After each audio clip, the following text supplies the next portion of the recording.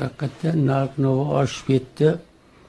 Yaqinda prezidentimiz televizorga chiqib shu nima bo'lsa ham buni qulog'imiz bilan eshitdik, o'zimizdan ko'rdik. Shu avgust sentabrgacha shu nima qilib turinglar. Trillarni shu qanday qilib tishlashga qo'yib turinglar. Undan keyin yaxshi bo'lib ketadi hamma yo'q.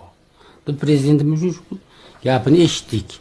Undan baqa endi vaqtimiz choq endi ajob emas. Sentabr yo avgustga borib narx-navo pasayib tag'in yaxshi bo'lib ketsa. Endi hozir bizniki yangi deydi shu. Mana bunaqangi ko'p davlatlar bilan aloqa qilyapmiz deydi, hamma yo'q yaxshi bo'lib ketadi deyapti. Endi buni Xudo biladi endi. Biz qayerdan bilamiz? Endi o'shanga qarab tag'in endi yashaveramiz qanaqa bo'lsa-da. Misoldan eskilari gap bor, osmondan nima yog'sa yer shuni ko'taradi deydi.